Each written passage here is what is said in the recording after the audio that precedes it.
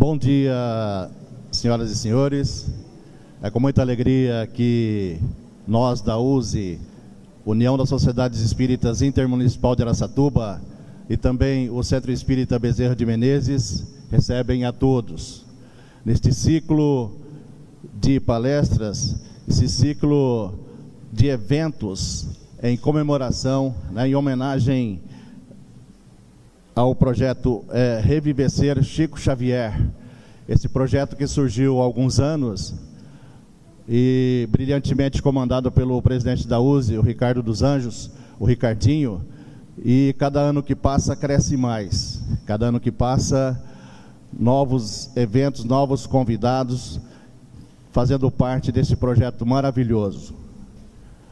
Antes de começarmos as perguntas e também a prece inicial, temos alguns recadinhos, convidando a todos para hoje à noite, lá no Centro Cultural Tati, antigo Cine Peducci. Todo mundo sabe, as pessoas da região que estão aqui conhecem muito bem aquele espaço maravilhoso, com amplo espaço, amplo palco, sonorização, excelente para eventos, onde acontecerá a Noite dos Cantores Espíritas, com o cantor, é um tenor.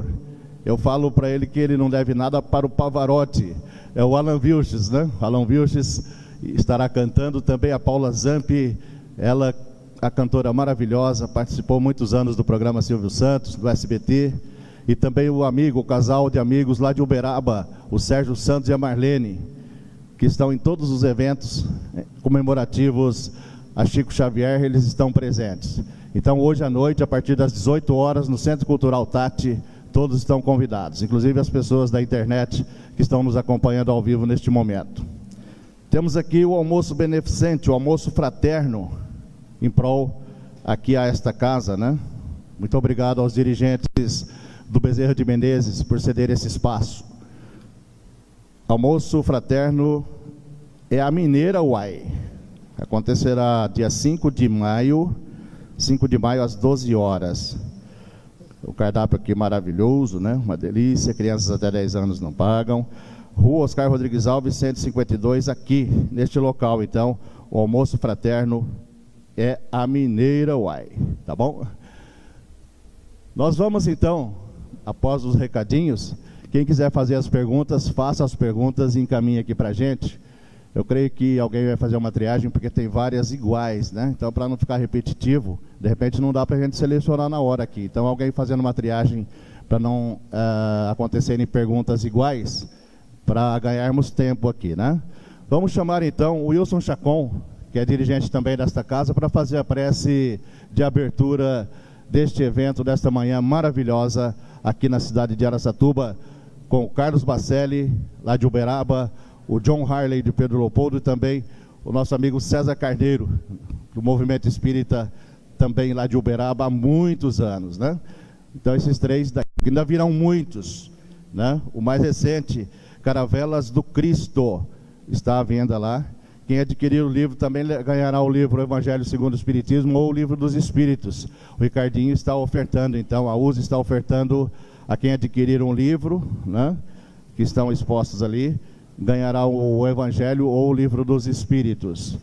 Então, nós vamos dando início com o Wilson Chacon, que é dirigente também desta casa, com a prece de abertura deste evento maravilhoso nesta manhã de domingo.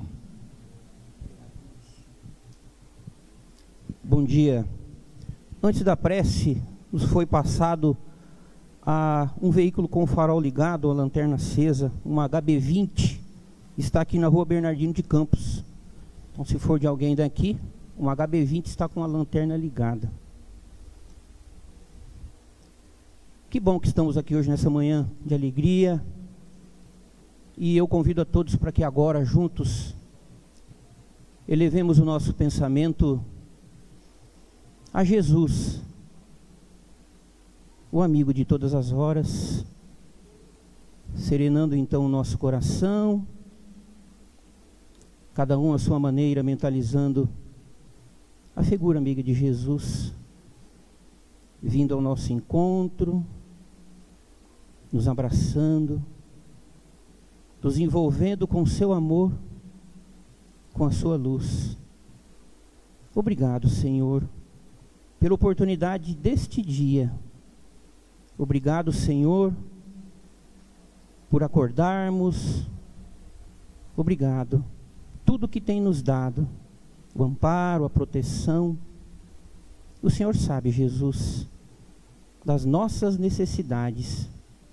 E que nesta manhã tão abençoada, os teus emissários, que já estão nesta casa desde as primeiras horas da manhã, já estejam nos envolvendo com muita luz, com muita paz, e envolvendo os nossos irmãos também, que responderão as perguntas. E assim, Jesus, com a sua prece, nós iniciamos a reunião desta manhã. Pai nosso, que está no céu, santificado, Senhor, seja o teu nome. Venha a nós o teu reino. Seja feita a tua vontade, assim na terra como no céu. O pão nosso de cada dia dai-nos hoje. Perdoa, Senhor, as nossas dívidas, assim como perdoamos aos nossos devedores. Não nos deixes cair em tentação, e livra-nos, Senhor, de todo mal. Que assim seja. Que tenhamos hoje um dia abençoado.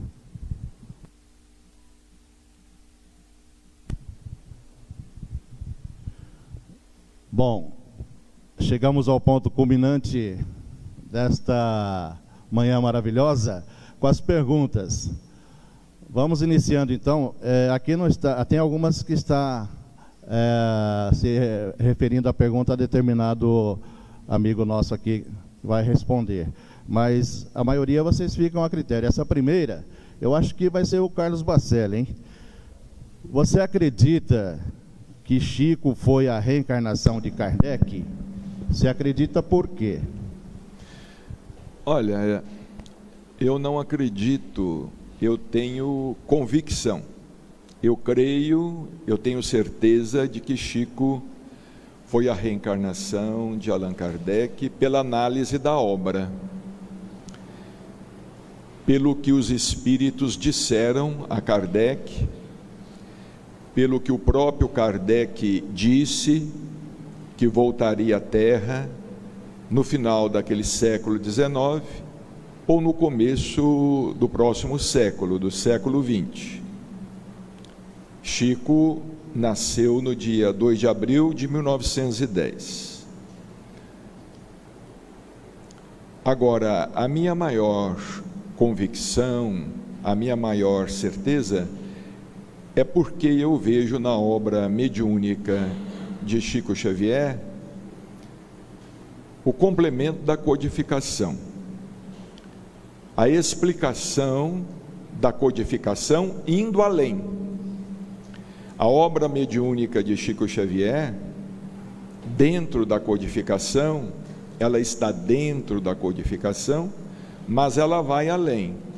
Por exemplo, Allan Kardec falou sobre a reencarnação, mas no século XIX ele não tinha como detalhar os processos reencarnatórios. Temos uma página magnífica de André Luiz no livro Missionários da Luz, um estudo extraordinário quando ele aborda a reencarnação de Segismundo.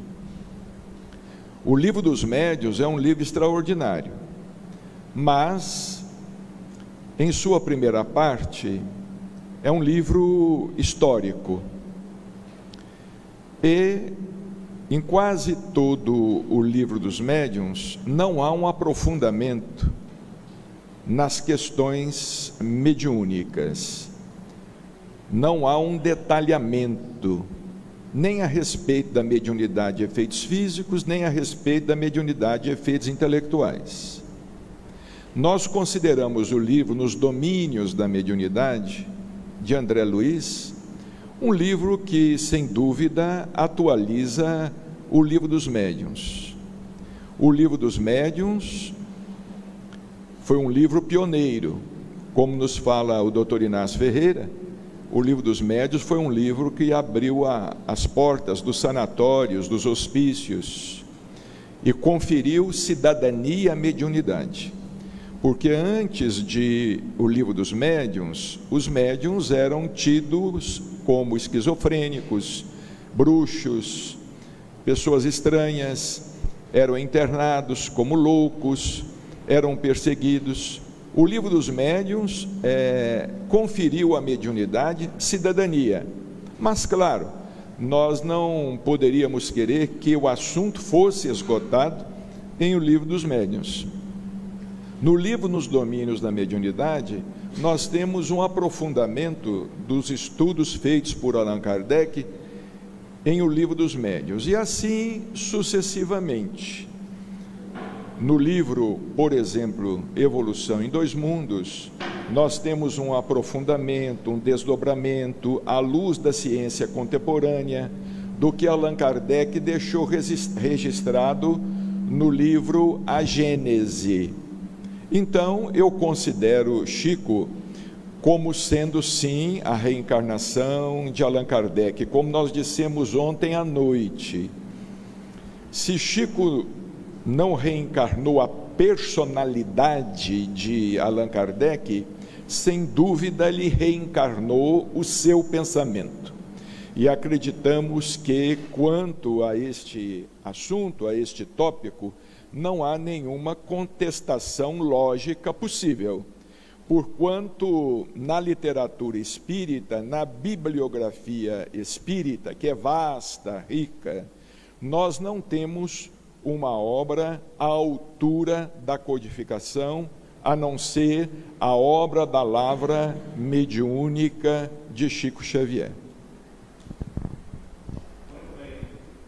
Mais uma pergunta. O movimento espírita está elitizado?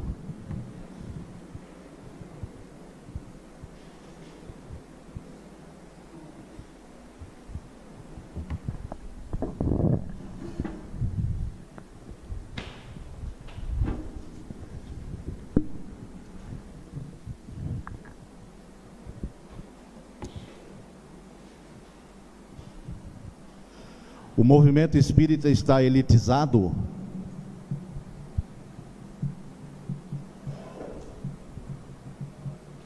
Meus irmãos, bom dia.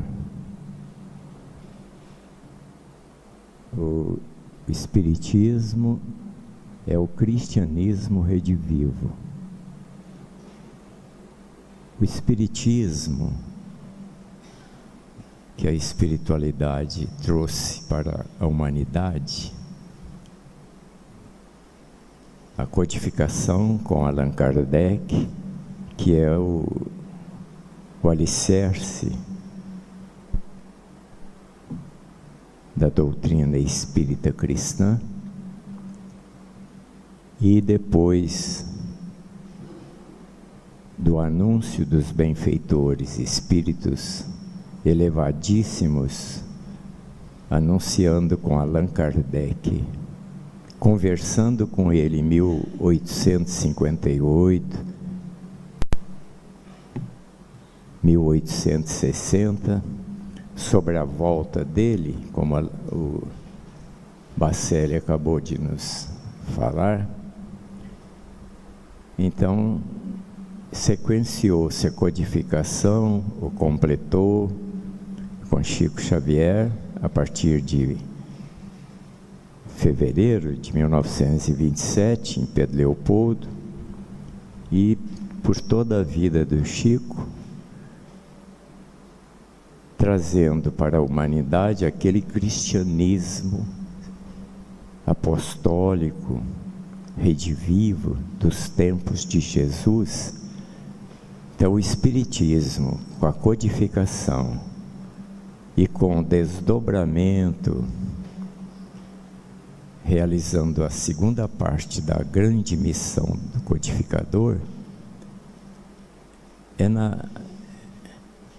na íntegra o cristianismo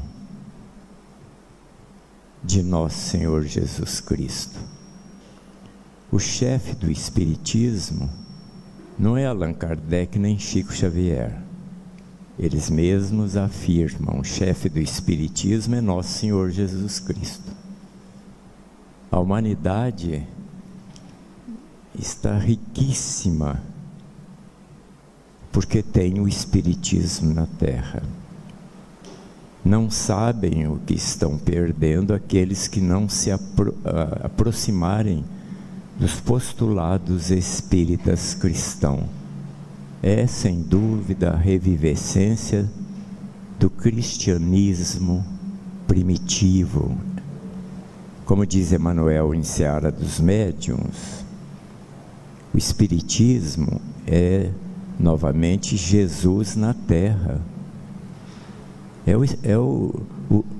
o Espiritismo cristão, novamente, na sua pureza cristalina. Agora, nós, os espíritas, é muito diferente o Espiritismo com nós, os espíritas. Quem são os espíritas?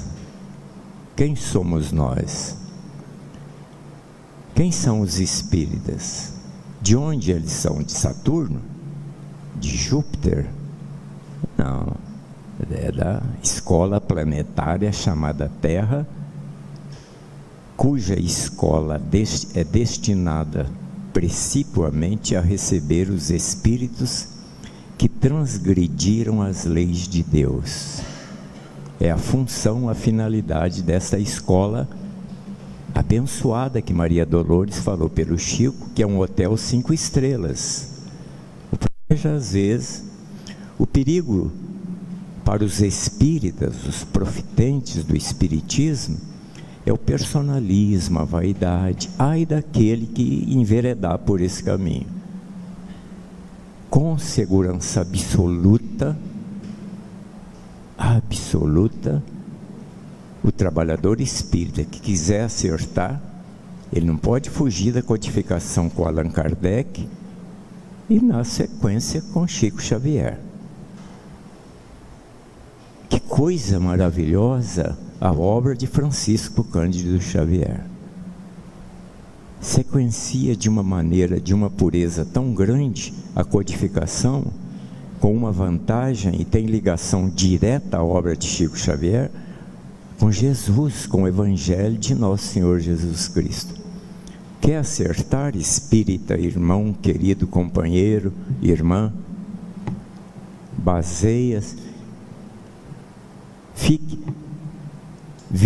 Coteja-se as atividades doutrinárias de grupos, de centros, não contradiz o Evangelho de Jesus, a codificação com Allan Kardec e a obra fantástica, gigantesca, que complementa a codificação lá de Paris, a obra de Chico Xavier. Quando a gente sai em Espiritismo de Allan Kardec e Chico Xavier, é comum a gente, como diz um jovem do além por Chico Xavier, é comum a gente enfumaçar a cuca. Não tem perigo de errar. Analisar, estudar, aprofundar a codificação e a obra do Chico. E o erro e a verdade não é fácil. Quando Allan Kardec, organizando a codificação, preocupado com o certo e o errado, com a verdade e com a mentira, o que o codificador fez? Ele fez uma pergunta, está lá no livro dos médiuns. Como é que faz? O que a gente tem que fazer para saber? Está certo ou está errado? É pseudo ou não? Kardec pergunta aos mensageiros sublimes da codificação: como é que faz para saber que é verdade?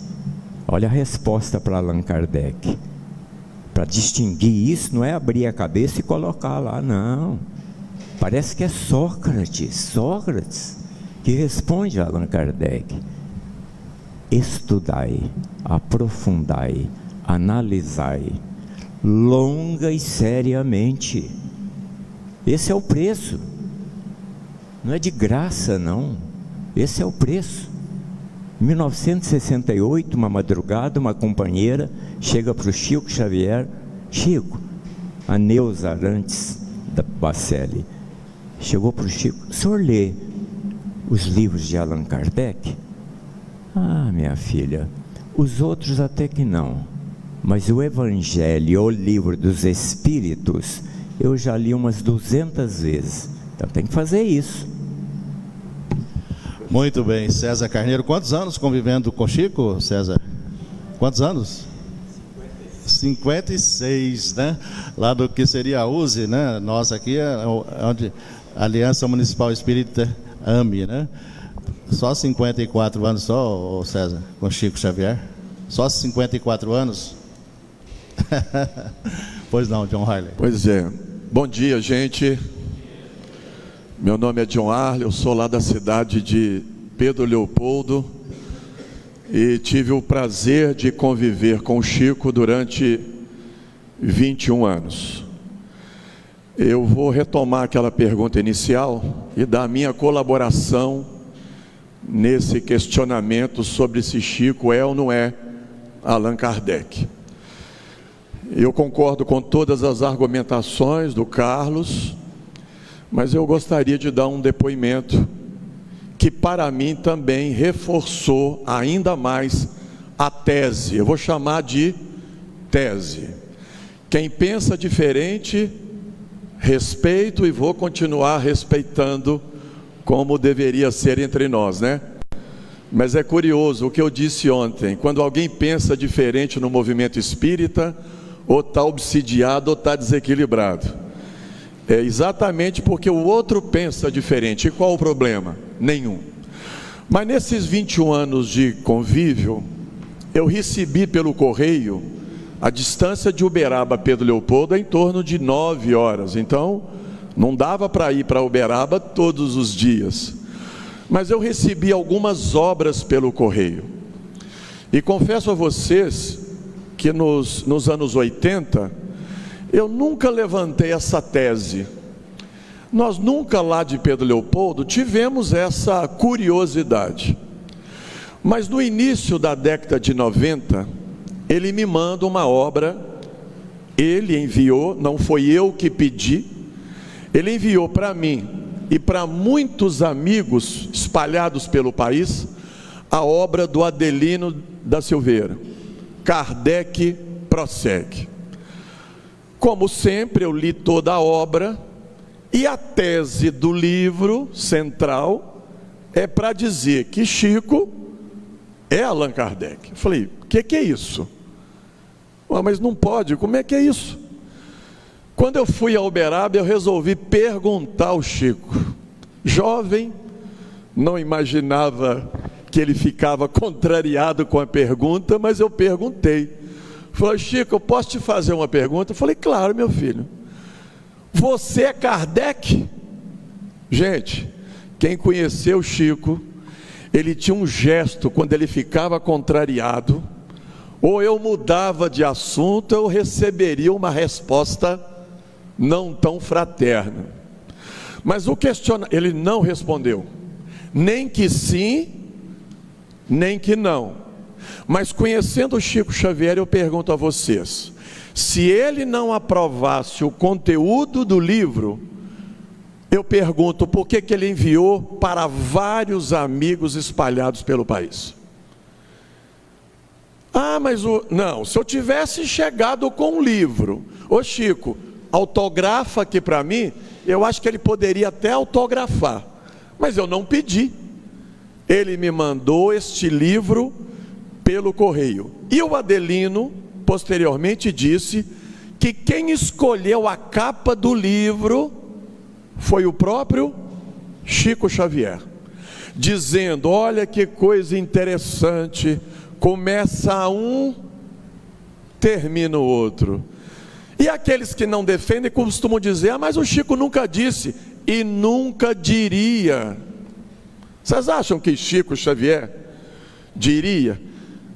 Eu acho que não, pela simplicidade e pela humildade dele. Uma vez ele foi perguntar o Emmanuel disse, olha, o Kardec está reencarnado? Emmanuel respondeu, se tiver, será reconhecido pelas suas obras. Ora, né? E outra vez o Chico, alguém perguntando, Chico, os espíritos não falam que você é Kardec? Olha, eles dizem, mas eu não acredito. Olha, gente. E uma vez ele responde: eu não vim levar vocês para trás, mas para frente. Então eu não tenho dúvidas, nesses 21 anos, e pesquisando a vida e a obra de Chico desde 2008, que Chico Xavier, se o codificador codificou a doutrina em 15 anos, ele decodificou a doutrina em 75 anos, exemplificou para todos nós. Sobre o segundo questionamento, eu vou pegar uma frase de Leon Denis: o espiritismo será o que nós espíritas fizermos no movimento. Se está elitizando ou não, vamos dar a nossa parcela de colaboração. Ou será que nós, espíritas, aqui de Araçatuba, estamos contribuindo no processo de elitização do nosso movimento? Eu não tenho dúvidas de que com a morte do Chico, nós perdemos uma liderança natural, uma liderança que acalmava o nosso movimento. E ontem eu disse, na Lulus e Fraternidade, cheguei a dizer que eu cheguei a desejar, nos últimos meses de vida do Chico, que ele desencarnasse, porque eu ficava me perguntando, por que a espiritualidade está segurando o Chico nesse sofrimento? Tempos depois eu pude perceber que ele, naquela condição, ele já acalmava o nosso movimento. E sem a presença dele, e aqui eu não quero mitificar nem divinizar o Chico, mas sem a presença dele, perdemos uma referência natural, que mantinha o espiritismo dentro dessa fala do César Carneiro, em sua pureza e em sua simplicidade. Conviver com Chico Xavier, sabe a impressão que eu tinha? É como se nós estivéssemos convivendo com aqueles cristãos do cristianismo primitivo, aquela criatura que parecia uma criança e um general, simples, como eu costumo aqui reproduzir, nasceu simples, viveu simples, morreu simples, com tanta bajulação e com tanta puxação de saco, de espíritas, não espíritas, empresários, artistas, políticos, e ele manteve a linha de pensamento que ele iniciou a sua tarefa. Um homem diferente, para quem conheceu, pode confirmar o que eu estou dizendo aqui. Um homem diferente, que nos fazia sentir como ele, igual a ele. Então, o Chico, nos anos que ele permaneceu, manteve o espiritismo em sua pureza e em sua simplicidade. O bastão agora está nas mãos de quem? Nossa! Se ele elitizar ou não, quem serão os culpados? Nós, espíritas, que temos ou não temos colaborado com uma doutrina mais justa, mais democrática, né? Mais fraterna. Quem é que vai ser o culpado? Não é fulano, beltrano e ciclano. Nós também temos dado a nossa parcela de colaboração. Dando sequência, acho que faz parte, inclusive você já respondeu parte. Por que os espíritas são tão divididos?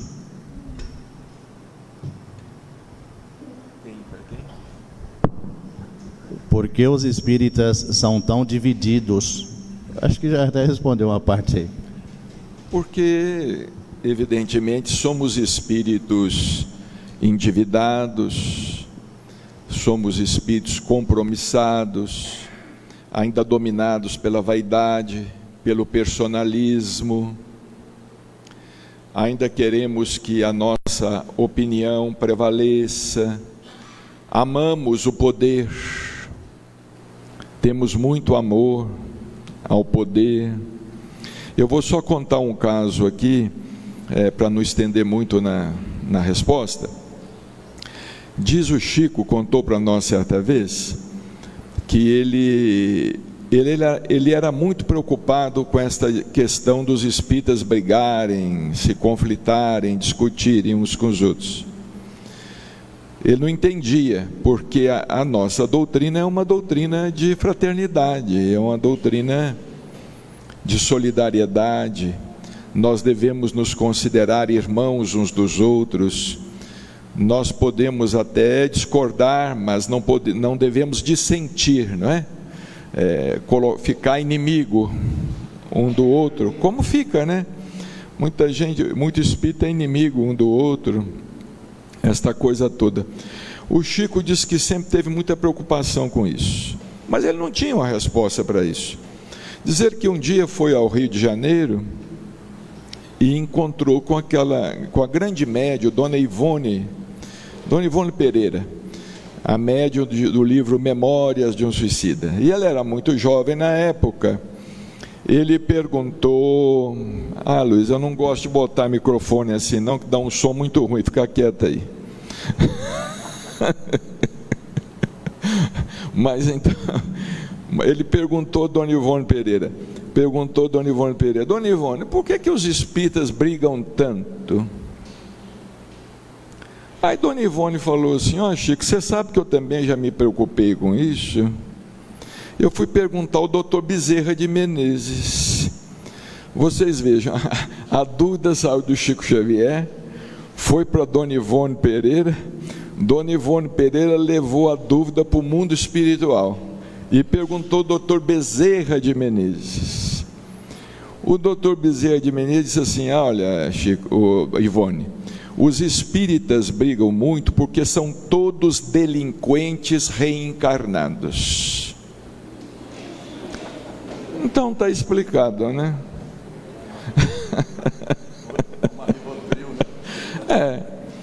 São todos delinquentes reencarnados. É por isso que nós vivemos aí revivendo o que já fizemos no passado.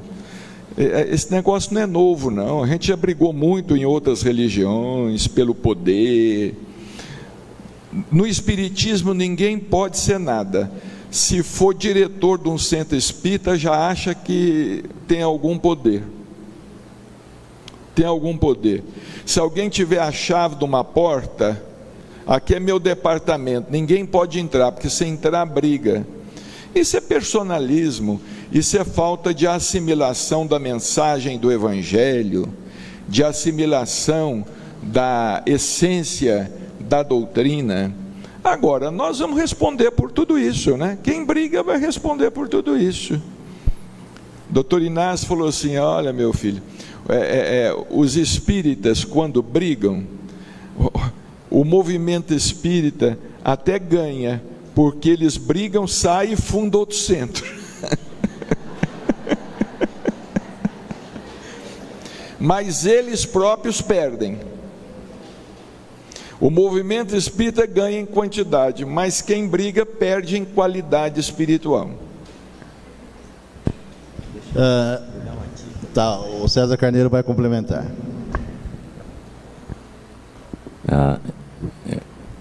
Então o que a gente tem que fazer?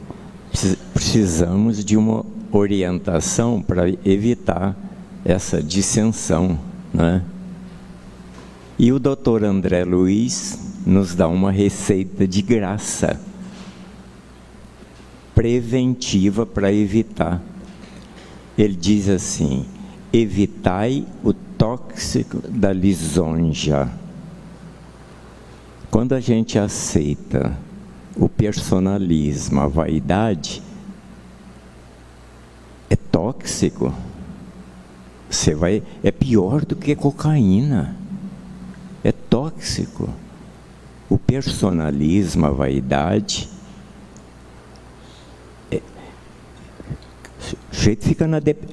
o trabalhador fica na dependência. Ele só vai trabalhar se for bajulado, festejado. É tóxico. Então, isso é do doutor o médico espiritual Dr. André Luiz: evitai o tóxico da lisonja. Por que a gente... Até o cigarro, a gente... Se você ficar na dependência da nicotina, então o trabalhador que aceitar a bajulação,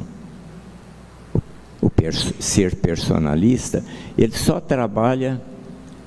Eu tinha um confrade nosso, Alcibiades Pelé Bacelli, lá da Aurélia Agostinho. Nossa, gente, nós é que nem bananeira que deu cacho. Não adianta ficar jogando terra nas raízes, que não vai dar mais banana, porque ela é uma vez só. Só um momentinho. Eu costumo dizer, nessa convivência com o Chico, eu sempre fiquei admirado numa virtude pouco falada de Chico Xavier, que é o respeito pelas diferenças. Amar o outro é amar o outro como ele é, e não como eu gostaria que ele fosse. Olha que dificuldade que é. Nós fazemos isso em casa? Não. Muito menos numa casa espírita. Quando o outro pensa diferente, nós não sabemos lidar com essa diferença.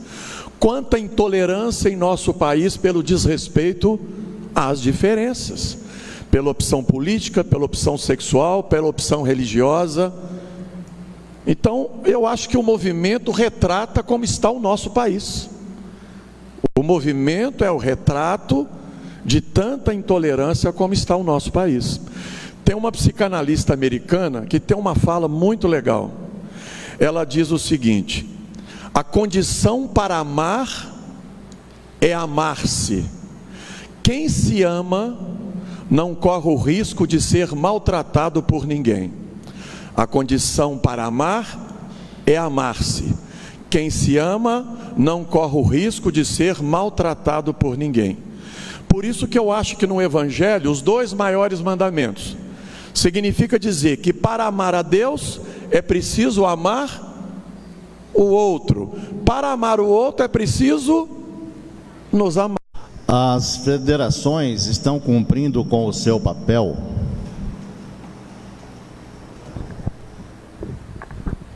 Não estão cumprindo, não. Não estão cumprindo porque deveria partir das federações, enfim, do movimento de unificação como um todo. Deveria partir o exemplo. E o exemplo não está vindo. Aliás, as federações estão dando exemplos de elitismo, porque só promovem congressos pagos e altamente pagos. Eu até acho que o espiritismo, para funcionar, não precisa de federações. Eu acho que o espiritismo, para funcionar, precisa de centro espírita. Centro espírita é o núcleo principal do movimento espírita, e não federação espírita. Federação espírita é uma questão de hierarquização do movimento espírita. Em espiritismo, a coisa não deve vir de cima para baixo, é de baixo para cima, não é? Que eles devem assimilar os exemplos. Então, eu acho particularmente, que as federações espíritas não estão cumprindo com o seu papel, deveriam cumprir melhor com o seu papel, deveriam se aproximar mais das casas espíritas, e ao contrário, eles querem que as casas espíritas se aproximem deles. E eu, por exemplo, sei de centros espíritas aí no estado de São Paulo, em outros estados, que as federações vão supervisionar. Ora, se aparecer gente de federação lá no meu centro para supervisionar, eu mando embora na hora. Vai tomar conta do seu centro, vai ditar normas na sua casa, no seu centro. Aqui não tem nada, não tem autoridade não, vem supervisionar nada aqui não. Então eu acho sinceramente, falando abertamente, que as federações hoje, elas são um grande endosso para o elitismo que tem no movimento. Foi a segunda pergunta que foi feita aqui. As federações endossam o elitismo. E vou dizer mais, não é só no Brasil não, no exterior também. Portugal, Inglaterra, as federações estão endossando o elitismo. Tem que haver uma mudança, porque quem ocupa qualquer cargo no movimento espírita, o cargo sobe na cabeça. Eu tenho visto muito presidente de centro espírita achar que é espírito missionário, espírito da luz e de luz, porque é presidente, vice-presidente, porque é secretário, porque é diretor de doutrina, porque é diretor de mediunidade. Ora, vai passar a mão numa pá e fazer sopa, vai trabalhar como nós vimos, é isso mesmo, vai fazer sopa, vai ralar verdura. Agora, o John disse uma coisa aqui sobre elitização, que é a pura verdade. A elitização do movimento está correndo com o nosso aval. Porque se vem um orador aqui e a inscrição é R$300, por que vocês pagam? Chico Xavier falava assim: se eu for em alguma coisa espírita e alguém tiver que pagar para me ver, eu dou o que tiver no bolso para me ir embora. Eu dou o que tiver no bolso para ir embora.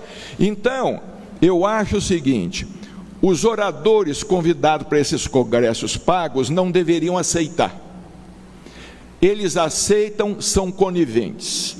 As federações que promovem são coniventes. E os espíritas que vão e pagam, porque dizem assim: eu posso pagar, eu tenho dinheiro, eu posso pagar. Mas às vezes, quando a gente faz uma campanha pedindo 10, 20, 30 reais para uma campanha de assistência, de caridade, é a maior dificuldade, ninguém quer. E outra coisa que eu vou dizer para vocês, esse dinheiro não é para pagar a despesa de congresso não, porque não tem congresso nenhum que dá despesa de 1 milhão,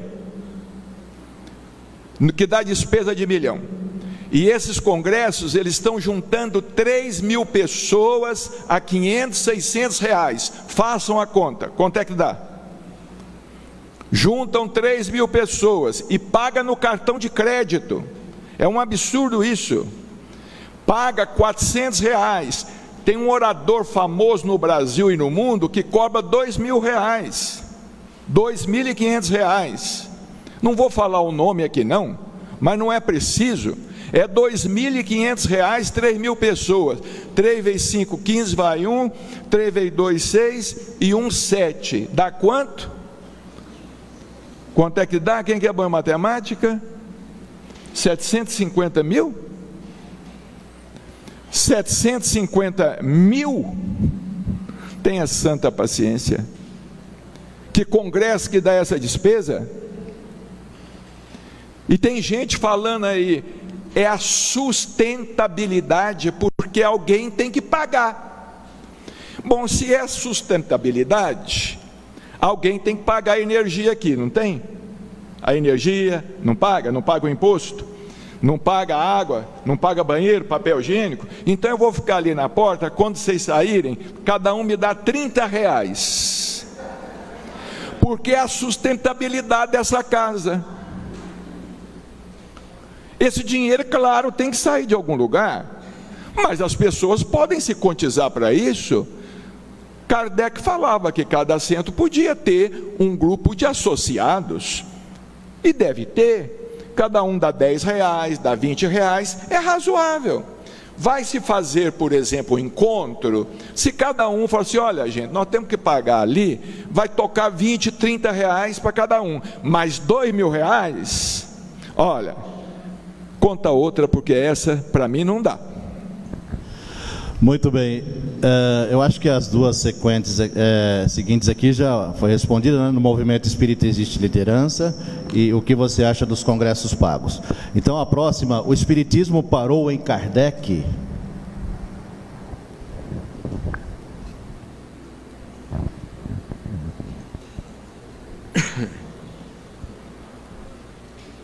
Allan Kardec, o apóstolo do Espírito, né?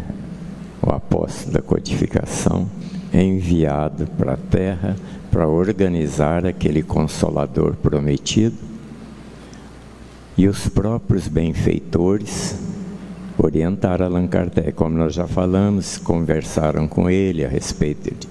Ele tinha que completar a missão, a gigantesca missão dele. Nos prolegômenos do Livro dos Espíritos, quando os mensageiros comandados por Jesus se dirigiram a Allan Kardec, eles falam assim, sobre a obra que ele estava codificando: essa não é senão uma parte da tua missão. Cadê outra missão? Eles anunciaram que ele voltaria. Essa não é senão uma parte da tua missão. Então a segunda parte, não tenhamos dúvida, é a obra de Francisco Cândido Xavier. No Brasil, Chico Xavier; na França, Allan Kardec. É o mesmo espírito. Não tem jeito.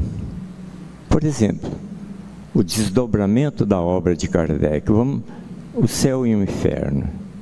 O Emmanuel pega o céu e o inferno, em homenagem ao centenário, escreve justiça divina, não é? Desdobrando a obra de Kardec. A segunda parte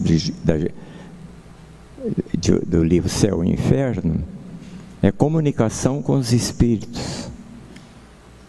Como por Chico Xavier desdobrou essa parte do livro Céu e Inferno? São os 3 livros psicofônicos, né? Falando da Terra, Instruções Psicofônicas, Vozes do Grande Além, livros psicofônicos, e as mais ou menos 40 mensagens de parentes. É o desdobramento. Isso só... E o Livro dos Espíritos? Comemorando o centenário do Livro dos Espíritos, Emmanuel não pôde, ele queria, porque ele fala no prefácio, ele não pôde escrever o Religião dos Espíritos em Pedro Leopoldo, porque em 57 e 58 ele estava debaixo de chicote. Uma vez ouvimos dele, chicote com arame farpado, não tinha clima, mas assim ele teve que ir para Uberaba. 5 de janeiro de 1959 ele instalou-se residência em Uberaba. 5 de janeiro de 59 ele já começou com Religião dos Espíritos, a primeira mensagem, 90 mensagens que Emmanuel estuda comemorando o centenário do Livro dos Espíritos. Então é a sequência. Mas e agora? Chico fez a obra, a segunda parte da codificação, e desencarnou, morreu. Chico, mas por que você morreu? Agora é nós. Nós temos que caminhar com nossos pés. Até quando? Até Jesus. Gente, agora o Espírito tem que caminhar. Nós temos tudo que precisamos de orientação na doutrina espírita. O próprio Livro dos Espíritos é a obra básica, basilar, como diz Herculano Pires, é a síntese do Velho e do Novo Testamento, né? Emmanuel fala que o Velho Testamento é a rogativa do homem a Deus, e o Novo Testamento é a resposta de Deus ao homem. As 1018 questões do Livro dos Espíritos é o povo, é a humanidade que está pedindo orientação ao Criador, e as respostas, os mensageiros de Deus. E é a sequência. O Bacelli falou ontem, gente, a Terra é uma escola primária de evolução espiritual. Por que surgem erros também? Nós somos da Terra, não somos, se fôssemos de Saturno, não. Está chorando, quer problema, dificuldade? Então vai para Júpiter. É fácil, morre e vai para Júpiter. Né? Faz como acreditávamos antes, quando católico, com muito respeito, um milagre de evolução em 160 mil anos e vai para Saturno. A gente chega em Saturno, é isso. Agora, então, é o cristianismo redivivo na Terra. A obra básica da doutrina espírita não é só a obra de Kardec. É de Kardec na França e de Kardec no Brasil. São os mais de 400. E a maior mensagem de Kardec no Brasil não são os 400 e tantos livros. Chico Xavier vivenciou tudo que ele recebeu dos espíritos da vida maior, vivenciou as lições. Chico Xavier é uma carta viva que passou do Evangelho de Jesus, que passou pela terra. E ele vivenciou todas as lições do Evangelho de Jesus que o Espiritismo explica, interpreta. A função, a finalidade, não é? É essa.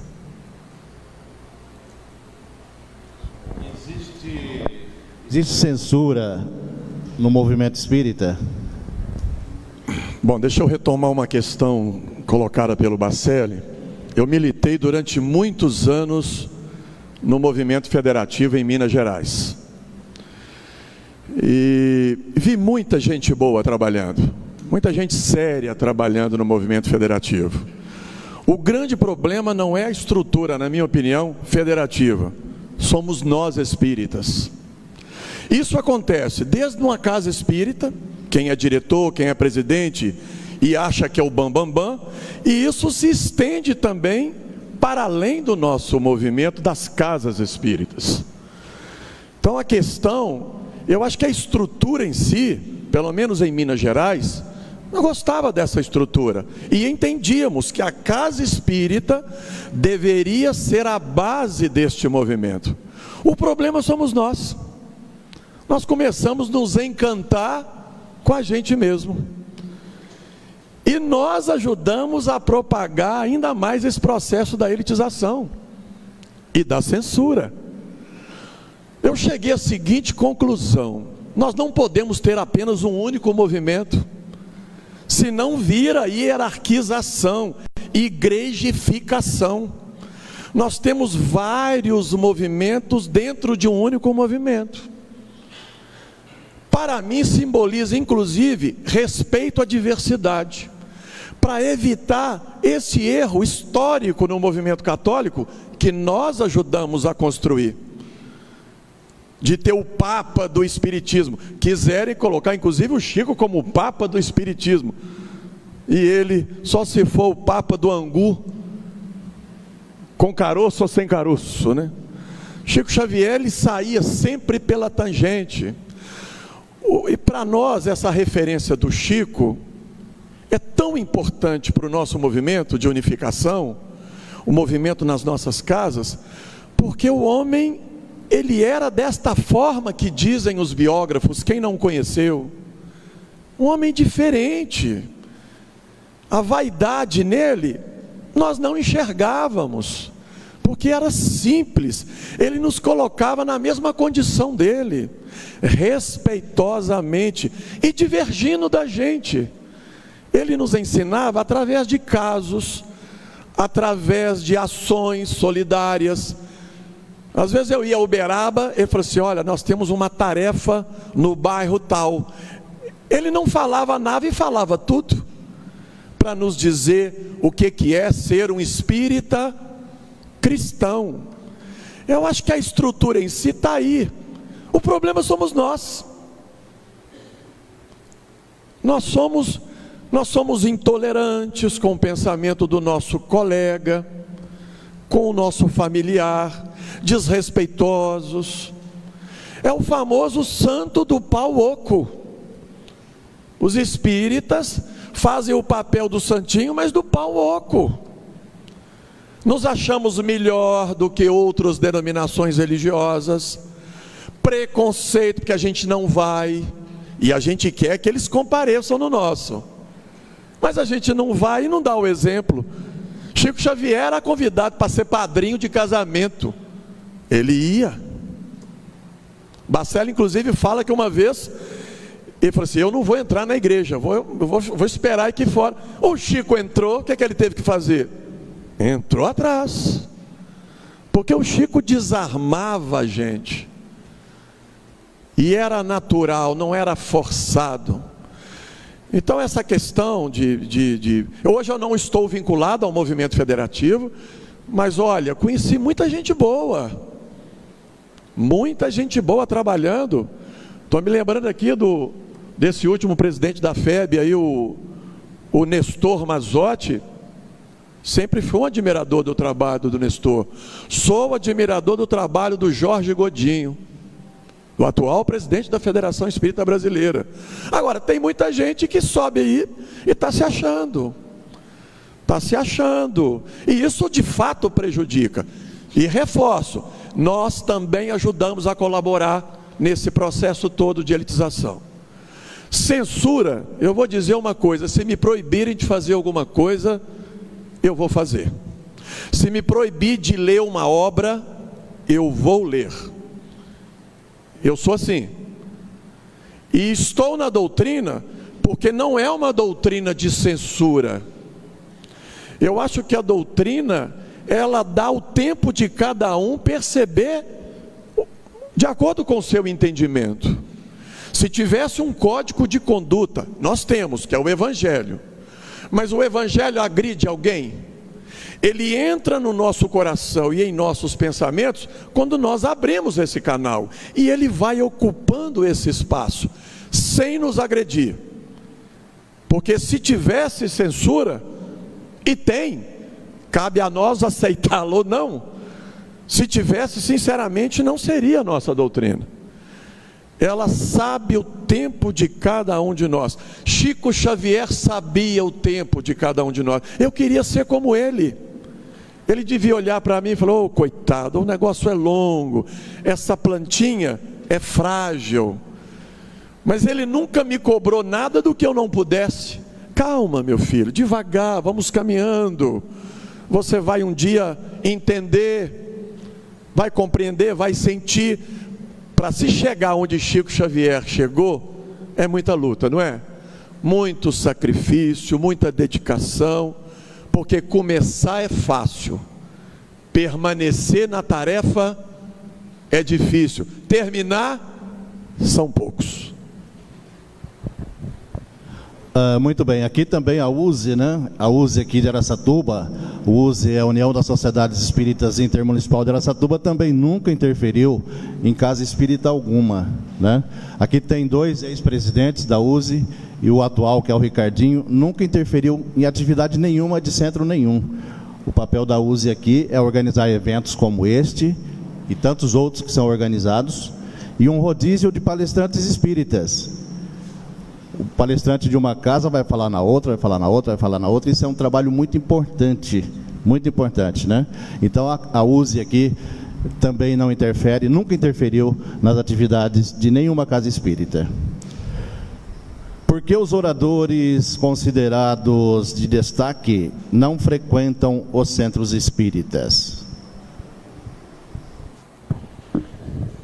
Bom, essa pergunta eu acho que tinha que ser feita a eles, né? Por que eles não frequentam? Já frequentaram, não é? Eu penso que já frequentaram, porque todo mundo começa no centro espírita. Depois acha que o centro espírita já é pequeno demais, né? Que é uma plateia maior, que é mais destaque, que é mais propaganda em torno de si mesmo, né?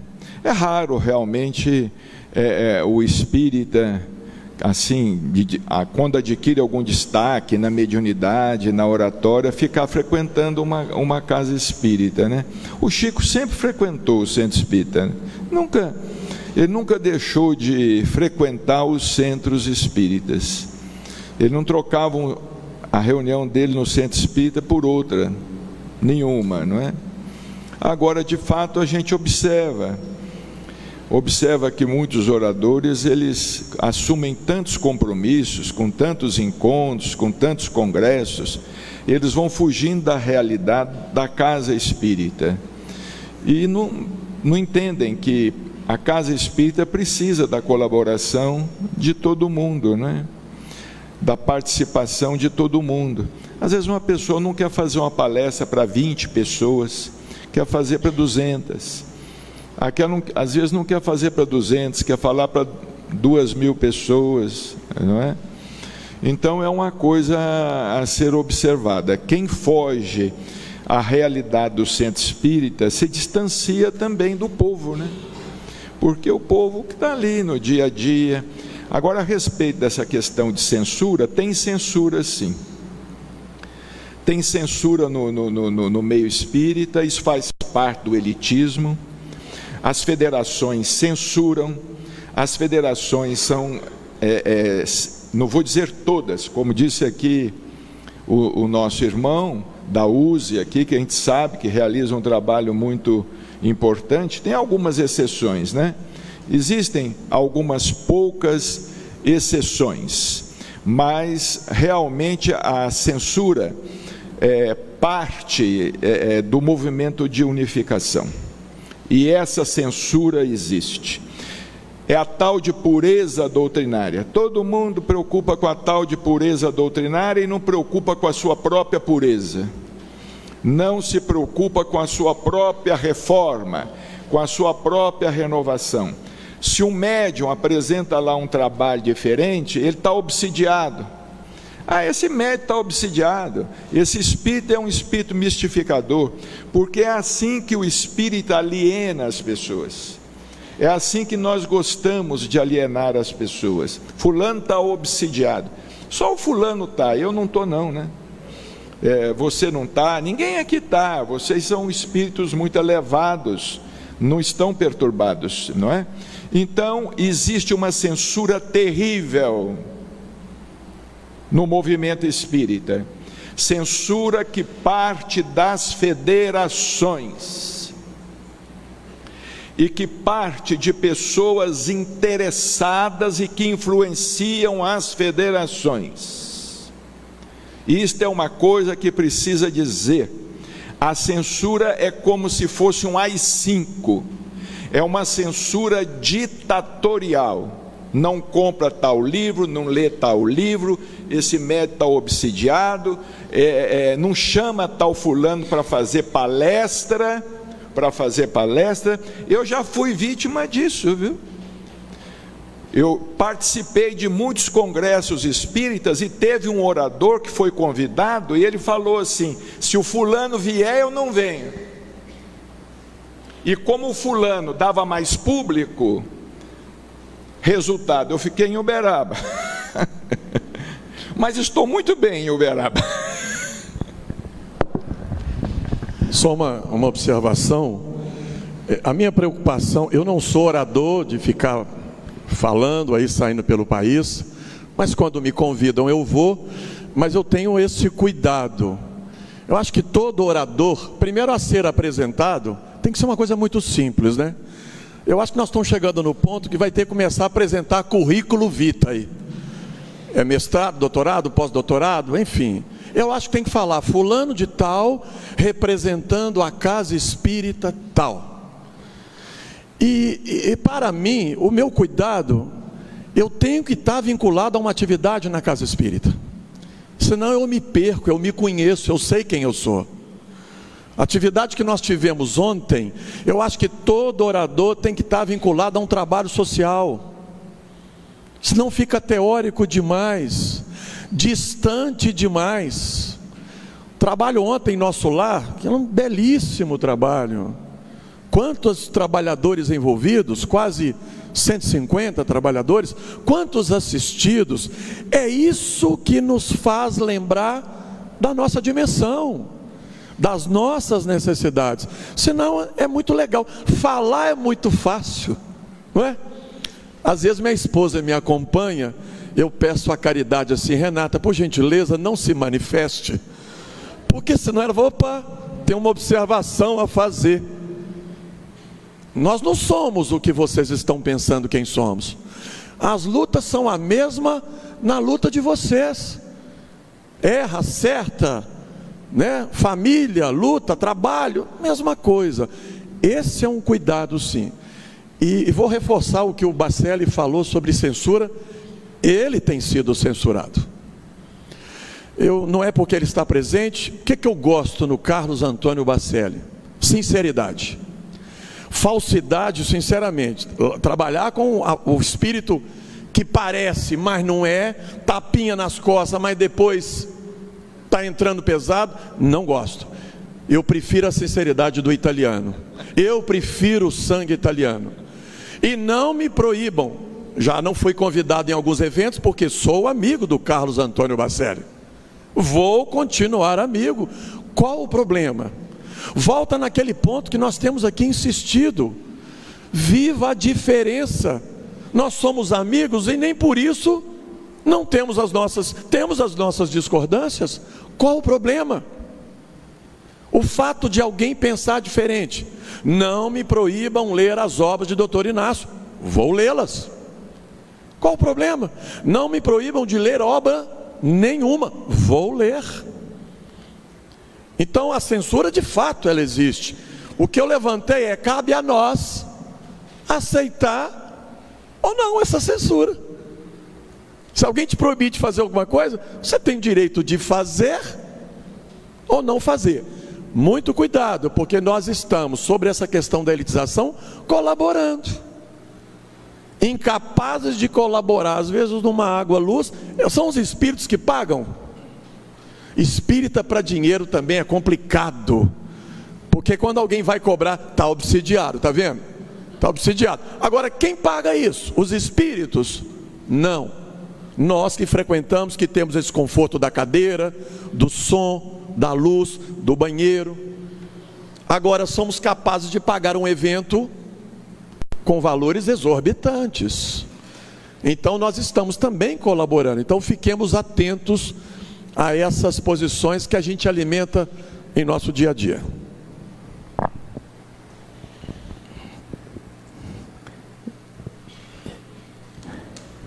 Isso me fez lembrar uma vez o Chico Xavier, lá no grupo da prece. É preciso surgir um movimento, alguém que forme comentaristas dos textos evangélicos. Os comentaristas são como a chuva simples, humildes, são como a chuva miúda que fertiliza o solo.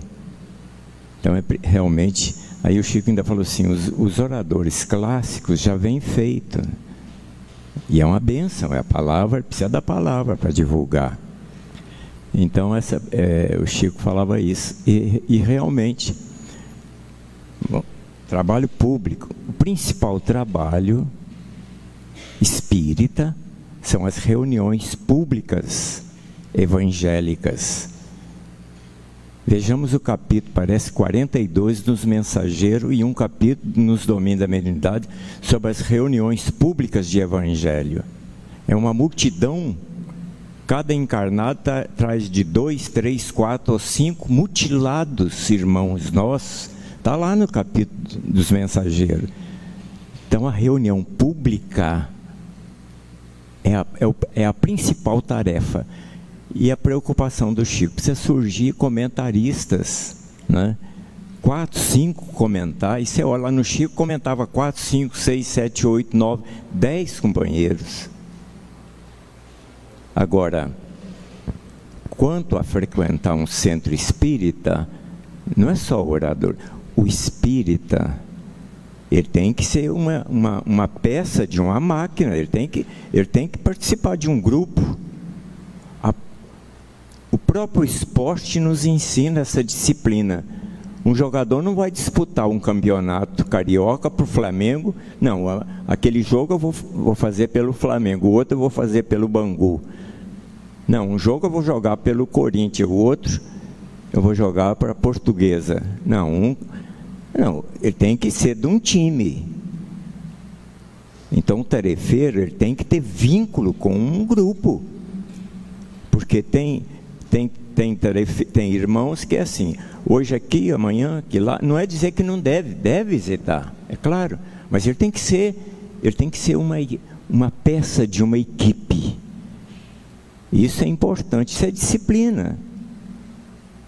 Aí tem vínculo, vê o que ele assimila, os próprios benfeitores vão intuir, porque é muito comum. Quantas vezes vimos as pessoas chegar para o Chico e falar, qual centro que eu devo participar? Escolhe, mas participa, pode visitar os outros, a terça está livre, o que tem eu ir lá no grupo do John participar? Mas equipe tem que ser aquele, o meu grupo.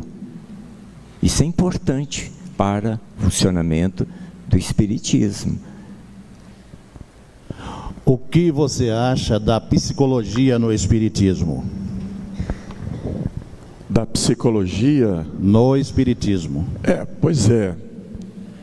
Nada contra as contribuições no campo da psicologia dentro da nossa doutrina. O cuidado é não psicologizar o nosso movimento. Senão a gente começa a colocar novidades e tirando a simplicidade do nosso movimento. É muito simples. A evangelioterapia é a nossa grande referência. Se de fato precisamos de algum recurso terapêutico, busquemos profissionais no campo da terapia, nenhum problema, né? Eu trabalho muito com atendimento fraterno na casa espírita, é um trabalho que eu gosto. E quando eu percebo que alguém necessita de uma ajuda além das contribuições da nossa doutrina, eu recomendo a um profissional no campo da psicologia, no campo da psiquiatria, principalmente para nós espíritas. Nós espíritas nos achamos. Alguém aqui já passou por uma boa crise? Porque quando passa tem que dar um nome diferente, não pode ser nem depressão, nem síndrome do pânico, porque o espírita se acha melhor do que os outros. Gente, pesquisando a vida e a obra do Chico, vocês sabiam que o Chico entrou em quadros depressivos? Está lá, pega o livro da Nena Galves, 8 meses de luta. Nós estamos falando de um missionário, dedicando a vida toda, sofrendo psiquicamente com algum desconforto. Ora, e nós? Qual o problema? Uma vez eu entrei num quadro de pânico, há uns 15 anos atrás, espírita desde os meus 18, 19 anos, convivendo com o Chico, casamento bom, trabalho bom, mas o desconforto vem. Não existe acaso no mundo psíquico. Não existe acaso. Foi procurar um recurso terapêutico. Quando eu entrei no consultório, eu fiz uma colocação que eu vou compartilhar para vocês aqui. Eu acho que eu estava me achando. Quando eu entrei, fiz o seguinte comentário com a terapeuta de Belo Horizonte: Rose, eu não sei o que vai ser do movimento espírita em Pedro Leopoldo. Ela não disse nada, esperou que eu me acomodasse, e ela fez a primeira pergunta: você escutou o que você me disse? Eu confesso que não, eu falei, mas eu não tinha escutado. E aí veio a pergunta que recomeçou o processo: quem você pensa que você é? E aí o processo recomeçou. Eu tive que desfazer uma leitura que fizeram sobre mim, e eu também reforcei. E eu vi que eu sou como qualquer outro. Esse é um cuidado que a gente tem que ter. Não vejo o problema das contribuições da psicologia, e não só das ciências psicológicas, de qualquer outra ciência, dentro da nossa doutrina, mas com os cuidados necessários para não achar que a gente vai tomar um Doril espiritual. Trabalhei nos anos 80 com regressão de memória, com gente séria de regressão, mas se não tomar cuidado vira modismo. A constelação agora está no espiritismo, nada contra a constelação, mas não vamos transformar em modismo e esquecer daquilo que é essencial: reforma íntima, renovação interior. Senão nós vamos cair no mesmo modismo que a cada década parece que aparece uma, e nos preocupar com aquilo que é essencial na doutrina: passe, água fluidificada, medicamentos, mas o mais importante, evangelioterapia. Sem fugir disso, vamos receber todas essas colaborações. A gente vai continuar? Tá. Só uma palavrinha. Para todo e qualquer problema íntimo, distúrbio, obsessão, sabe qual é o melhor remédio? Servicilina. Servicilina. Inácio Vida Imortal, ele fala sobre a técnica terapêutica apometria. Por favor, por que os espíritas estão rejeitando essa técnica? Olha, eu acredito que os espíritas rejeitem certas técnicas porque dizem assim, não está na codificação, não está em Kardec. Mas essa questão da apometria, ela existe, é possível. Essas reuniões que se valem das técnicas apométricas, embora isso tudo seja para nós novidade e nós não estejamos à altura de incrementar a apometria, porque nós não estamos conseguindo nem mesmo o equilíbrio necessário, não estamos conseguindo nem mesmo o básico para a realização de nossas sessões mediúnicas de desobsessão. Mas o próprio Chico Xavier, certa vez, ele participou do que os estudiosos chamam de apometria.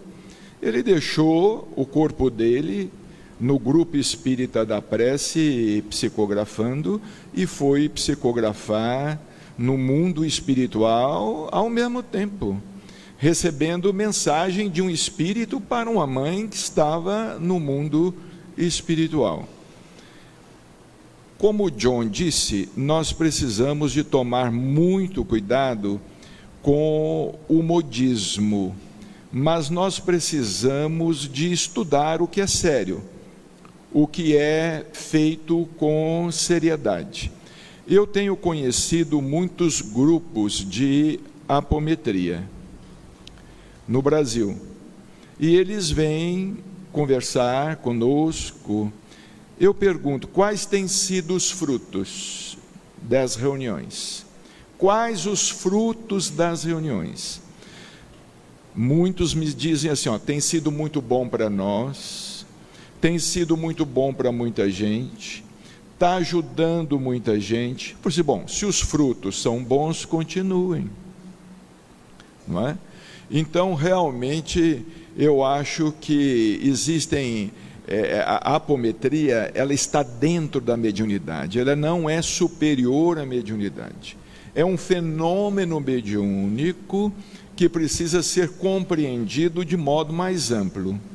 É muito possível, sim, mas é preciso que o grupo esteja bastante harmonizado para tanto, o que não é fácil obter um grupo disciplinado. Nós mesmos, na nossa reunião de desobsessão, lá no Bittencourt Sampaio, em Uberaba, nós vivemos lutando com a falta dos médios. Vão uma semana, faltam duas, às vezes vão 2 semanas, faltam uma, não é?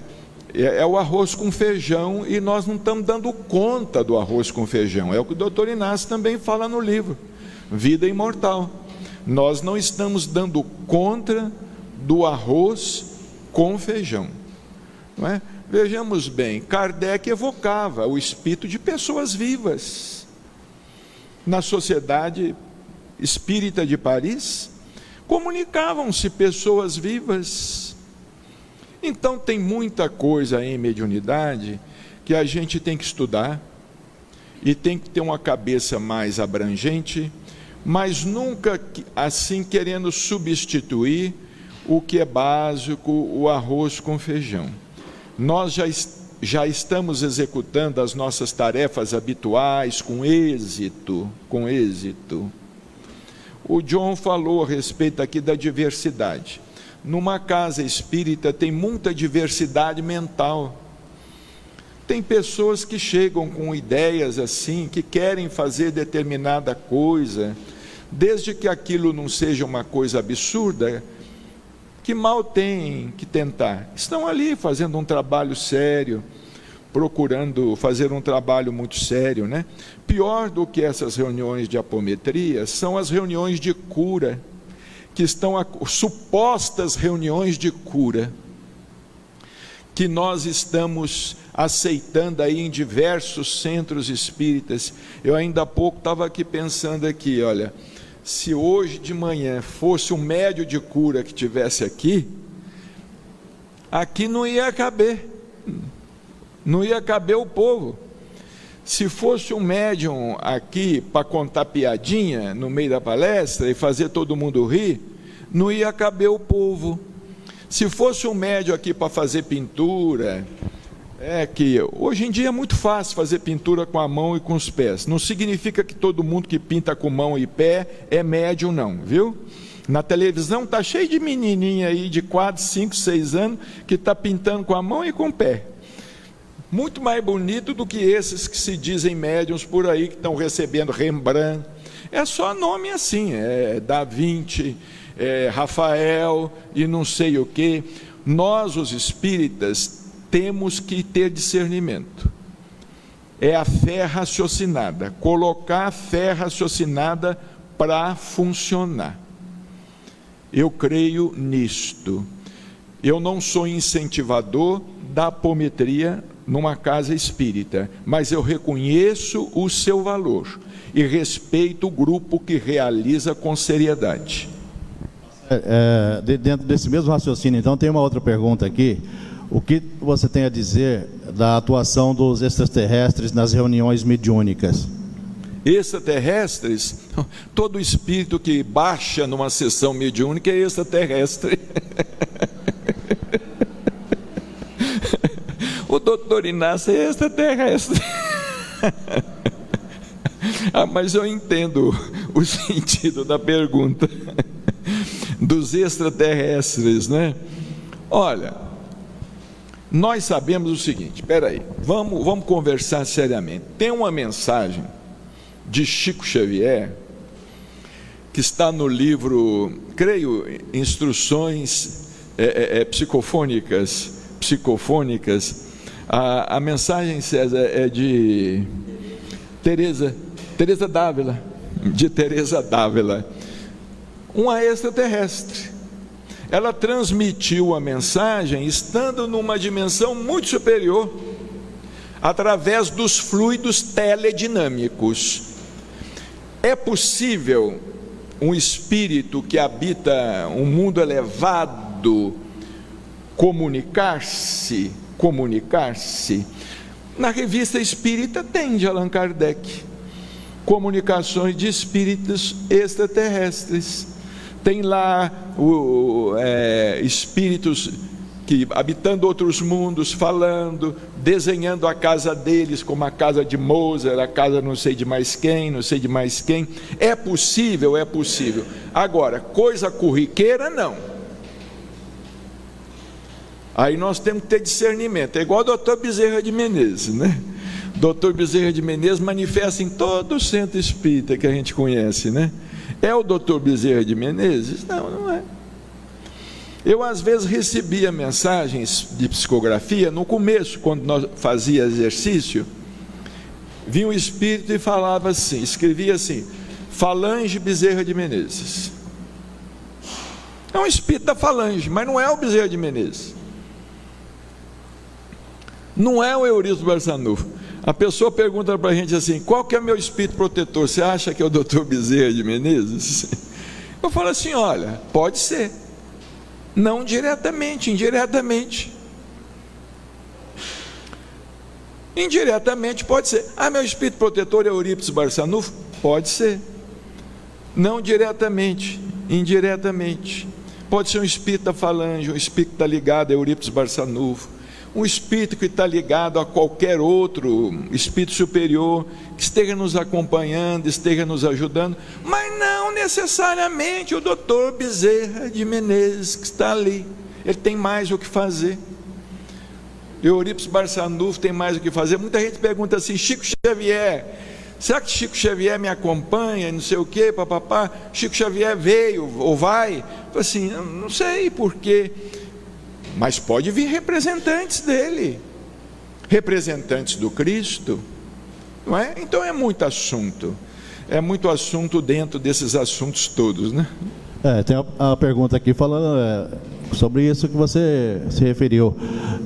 O seu amigo Chico Xavier já comunicou com algum médium da Terra? Se sim, as mensagens serão divulgadas? Chico Xavier. Olha, eu me recuso a não acreditar.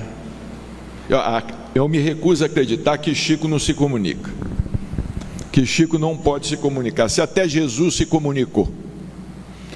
Então Chico não comunica, ele é mais do que o Cristo. Jesus ficou em contato com os apóstolos 40 dias, comunicando, aparecendo para todo mundo, materializado, deixando tocar as feridas dele. Outra coisa, essa história de senha é mentira. Isso nunca existiu, esse negócio de senha. E eu tenho prova. Eu tenho uma prova viva disto, que esse assunto foi inventado por pessoas interessadas. Em Uberaba, filha de um médico, que me disse que o pai dela se arrependeu de ter endossado isso. É mentira esse negócio de senha. O espírito de Chico Xavier pode se comunicar. Agora, claro, nem todo Chico Xavier é Chico Xavier, tem muito Chico, né? Tem muito Chico por aí. Na quinta edição de A Gênese, publicada há 3 anos após a morte de Allan Kardec, sofreu profundas alterações. Quais são seus reais impactos na doutrina?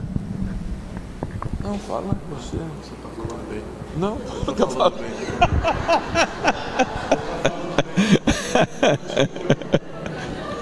Ai, esse povo quer ir para o céu.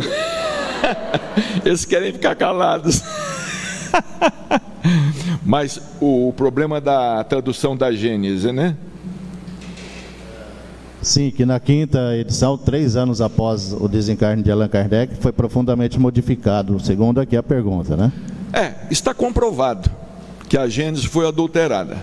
Está comprovado que a Gênese foi adulterada, e foi adulterada por Ley-Marie. Ley-Marie foi terrível. Segundo Chico Xavier, ele foi o coveiro do espiritismo na França. E nós vamos aqui fazer uma propagandazinha. Se vocês quiserem saber mais a respeito dessa história, leiam Chico Xavier e Foi Assim, de Nossa Lavra. Ali está a verdade, apenas e absolutamente a verdade. A Gênese realmente foi deturpada, foi mexida por Ley-Marie. Chico Xavier dizia, repito, Ley-Marie foi o coveiro do espiritismo na França. E continua querendo enterrar o espiritismo. E nós precisamos de estar atentos, porque tem vocação para coveiro. Aqui a Saga dos Capelinos, no 6º volume, título Jesus o Divino Discípulo, fala que Jesus nasceu com um irmão gêmeo. Gostaria de um esclarecimento. Isso pode ser? Responde agora. Eu desconheço esse caso. Você quer falar? Eu desconheço por completo. Na Boa Nova, de Humberto Campos pelo Chico, tem todas as verdades a respeito da família. Jesus não teve irmãos consanguíneos. Naquela época, parente próximo, primo primeiro, era comum serem chamados de irmãos. É só pegar os capítulos da Boa Nova, a gente vai ver onde Jesus esteve, né? Tem gente que fala que ele foi aprender com os essênios.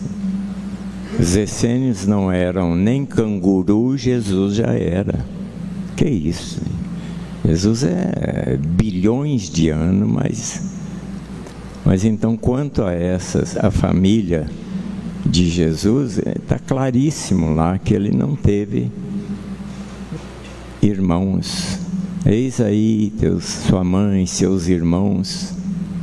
Mas não eram irmãos. Segundo a psicografia de Chico Xavier na Gênese, fala lá quem eram os parentes, os primos, que eram chamados às vezes de irmãos. Humberto Campos fala. Agora, quando perguntavam para o Chico sobre Jesus, o Bacelli também presenciou isso muito. Não adiantava. Chico não entrava nessa. Muitas vezes ele falava: ó, ele é o Senhor, ele está lá, ele é o patrão, ele está lá em cima e nós estamos aqui. Nós somos os empregados. Como?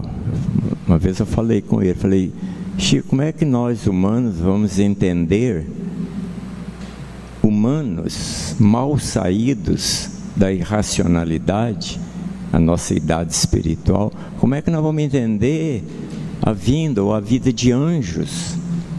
Está parecendo meus meninos, criança, no culto do Evangelho. Meu caçulinha sempre, o Marco Aurélio virava e falava assim: papai, mas quem é a mãe de Deus? Ora, gente, não é possível. Nós sabemos que nós temos 200 mil anos na esfera, na espécie hominal. Está lá no Evolução em Dois Mundos, a caminho da luz. Então nós estamos muito próximo do tempo que nós ainda ficava pulando de galho em galho. A última reencarnação na espécie animal foi no macacoide, nos símios. Emmanuel explica em A Caminho da Luz. Depois, formas fragmentárias de pensamento. Os símios, mais próxima de pensamento contínuo. Como é que nós entramos na espécie hominal? Emmanuel explica em A Caminho da Luz. Desencarna-se como macacoide, já pensamento quase seguido. O Emmanuel fala: os prepostos de Jesus no plano espiritual trabalham no corpo espiritual do irracional, reencarna homem primitivo, não é? Homem primitivo. De lá até hoje, em homem moderno, tanto André Luiz como Emmanuel fala da nossa idade na espécie hominal, 200 mil anos. É uma frase diminuta para, naturalmente, eu acho que para os jupiterianos de Saturno, nós da Terra ainda estamos na última escala animal. Mas a destinação é lá para cima, é para Harvard, Sorbonne, tranquilamente. Muito bem, tem uma pergunta aqui para o Bacelli. Inclusive o Bacelli esse ano está completando 50 anos de mediunidade, né? E ontem à tarde eles estiveram lá na instituição Nosso Lar. Aquele trabalho lá são todos os sábados à tarde, hein? Ficaram impressionados lá, em torno de 250 assistidos, né? 150 voluntários. E foi uma homenagem muito rápida, né? Para não, inclusive, interferir nos trabalhos que se realizam ali todos os sábados à tarde. E o Bacelli foi homenageado com 50 anos de mediunidade, inclusive para mim em off, né? Eu perguntei o mês, né, o Bacelli? Você falou em torno de agosto, setembro, por aí, né? Que você iniciou a sua mediunidade, né? E então ele foi homenageado lá, teve bolo, teve parabéns, tudo mais, né? Uma emoção muito grande dos assistidos ali cantando junto com o Sérgio Santos e a Marlene. Uma tarde maravilhosa ontem lá na instituição Nosso Lar. Estão perguntando aqui: Bacelli, em seus 50 anos de trabalho mediúnico, por favor, falar sobre sua evolução como médium, com ênfase nas maiores dificuldades enfrentadas e na falta de experiência no começo da caminhada. Como foi? Olha, em primeiro lugar, eu quero dizer o seguinte: realmente a reunião ontem lá em Nosso Lar foi muito tocante, muito comovente. Eu fiquei muito impressionado com o trabalho lá que é desenvolvido. O Júnior e o Ricardinho nos levaram lá para ver aqueles vários cursos, uma coisa maravilha. Eu fiquei com inveja, Júnior, daqueles cursos lá uma coisa maravilhosa, e fiquei também assim invejando o número de voluntários que vocês têm trabalhando lá. Até perguntei ao Júnior, eles brigam?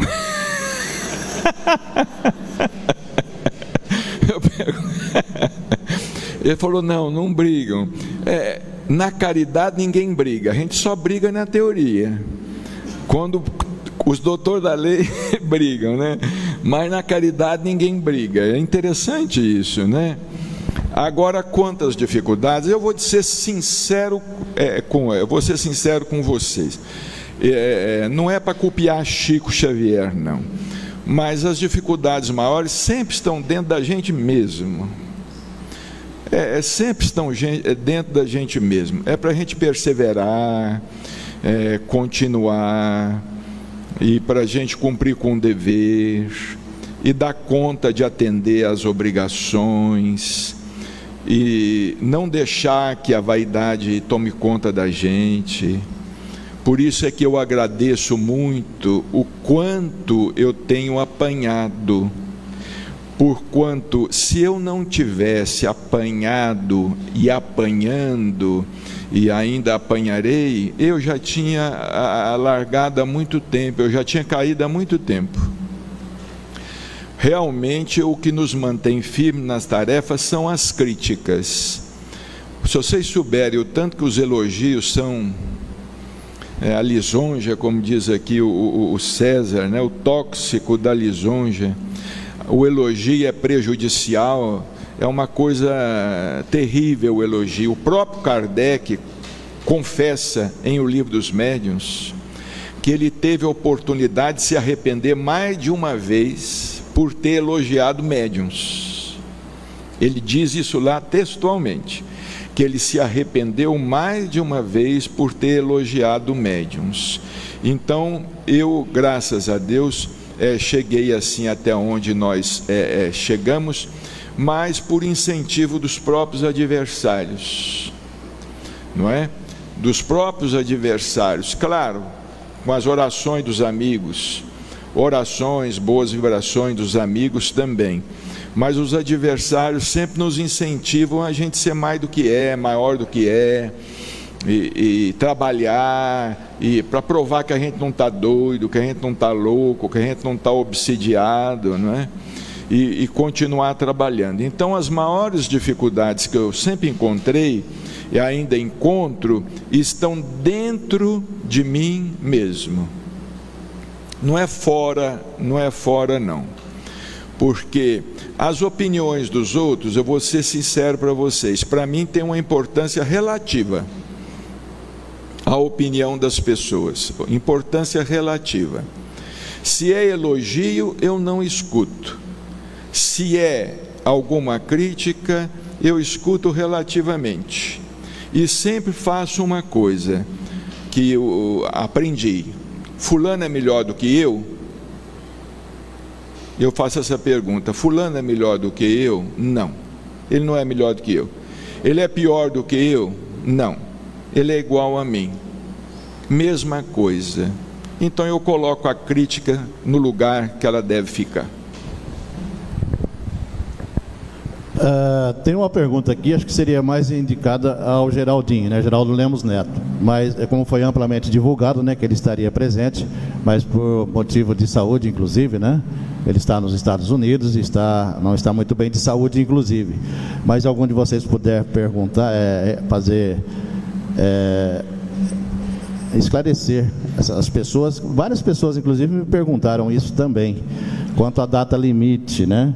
Que nós chegamos na época, né? Agora em julho, né? Dia 20 de julho, seria a data limite estipulada aí por Chico Xavier.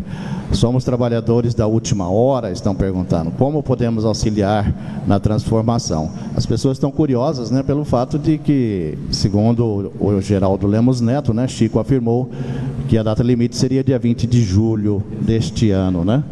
Alguém tem alguma coisa para falar a esse respeito? Olha, eu sou um historiador. O historiador lida com o passado para entender o presente.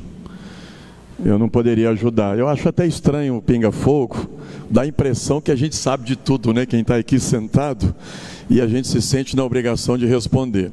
É um tema que eu particularmente não tenho interesse em datas, e não acho que é bem o sentido dessa pergunta, porque nem o Geraldo também se refere, não é a data em si, né?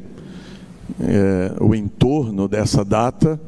A partir daí a humanidade ela pode avançar caso não aconteça uma guerra de proporções mundiais. Mas no meu pensamento de historiador, eu creio que o Brasil, o coração do mundo, só será se nós brasileiros ajudarmos na construção de uma sociedade mais justa, mais fraterna e mais feliz. Na minha cabeça, esse processo de transformação vai ser como aconteceu na época do Renascimento.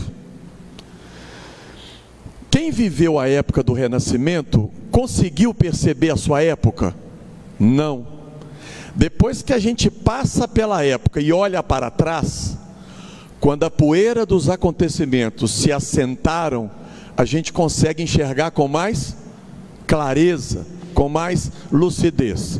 Eu acho que a gente vive um momento semelhante, não saberia dizer data nem nada, mas a poeira está alta, a gente não enxerga com clareza. Mais adiante a gente vai olhar para trás e vai falar assim: que bacana, que legal, interessante, o momento que nós vivemos.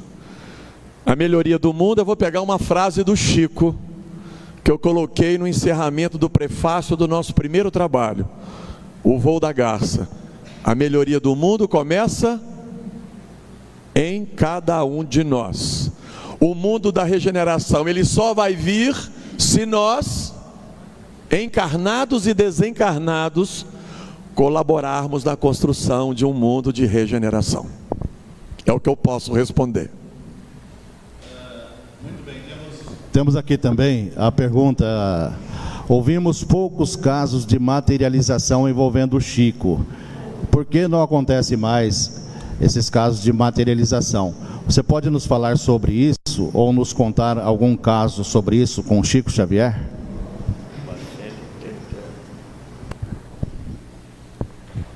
Olha, os casos de materialização com Chico Xavier ocorreram no início dos anos 50, né, John? 51, 52, 53, com o Peixotinho. Depois Emmanuel falou: a tarefa sua é o do livro, Chico. Mas o Chico era um médium de efeitos físicos. E efeitos físicos não é só materialização de espírito. Efeitos físicos envolve cura, envolve voz direta, envolve manifestações físicas as mais variadas, sons, ruídos, magnetização da água, fluidificação da água. E isso continuava ocorrendo com Chico Xavier o tempo todo lá em Uberaba.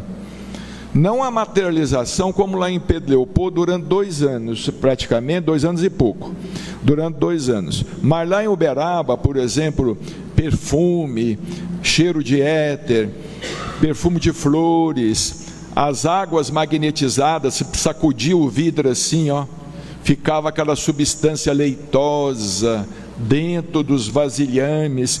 Pessoas que iam à reunião estavam doentes, depois voltavam, diziam que tinham sido curadas durante a reunião. Porque outra coisa que pouca gente fala, Chico Xavier como médium de cura, até mereceria uma palestra só nesse campo. Chico Xavier como médium de cura. Tem muitos e muitos casos de cura que aconteciam, entre aspas, espontaneamente durante as reuniões. Eram os espíritos interferindo, através da mediunidade de efeitos físicos, principalmente do Chico, não é? Do ectoplasma que ele tinha em abundância. Então, mas Emmanuel disse para ele: olha, Chico, sua tarefa é do livro. Aquilo começou a chamar a atenção da imprensa, essa coisa toda.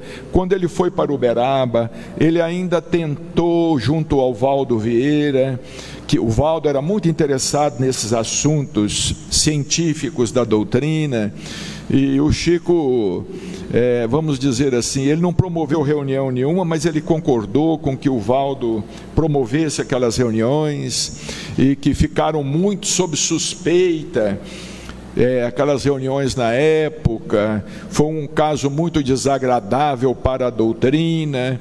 Então o Chico encerrou aquelas atividades de efeitos físicos de materialização. Mas vejamos bem, os casos de Jesus de materialização, né? Jesus materializava espíritos que a gente sabe materializou apenas no Tabor, não é? Os espíritos materializados ao lado dele. No mais, o que o Cristo fazia também era curar os cegos, curar os mudos, curar os paralíticos, os leprosos, ressuscitar mortos. Isso tudo também é trabalho da mediunidade e efeitos físicos, não é? Eu vou reproduzir uma fala aqui do Geraldinho, que dizia assim, né? Tem médiuns com tão pouco, querendo mostrar o que tem. Chico Xavier, com muito, escondia o que tinha. E aí tem um caso narrado por um dos biógrafos, dos primeiros, lá na cidade de Pedro Leopoldo. Terminava a reunião no Centro Espírita Luiz Gonzaga, na rua de São Sebastião. E normalmente eles saíam pela madrugada para a casa do André, irmão do Chico. Numa dessas idas, pela madrugada, as pessoas ao lado do Chico, o Chico costumava dar os braços, né? E caminhando pela cidade de Pedro Leopoldo, o Chico começou a se iluminar de dentro para fora. Começou a sair uma luz de dentro para fora. O que é que ele fez?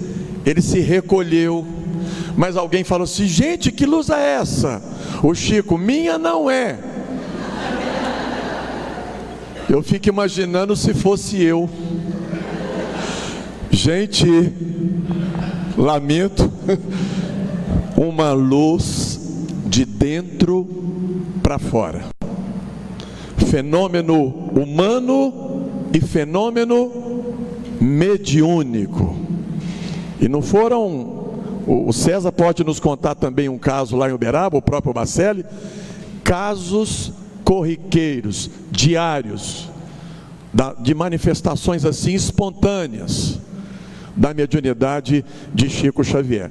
No meu caso, quando eu levei minha mãe pela primeira vez a Uberaba, minha mãe sempre foi uma católica apostólica romana, devota de Nossa Senhora Aparecida, muito devota, e foi pedir notícias do irmão. Fomos no grupo espírita da prece na sexta ou no sábado, na sexta-feira, porque no sábado almoçamos na casa do Chico, e veio apenas um bilhete que o Sou Iker Batista nos entregou, dizendo: está tudo bem, permaneçamos em prece. Nada muito objetivo, nada muito claro. No dia seguinte fomos almoçar na casa do Chico. Minha mãe estava já com o prato, sentada. O Chico se aproxima dela e começa a conversar com ela.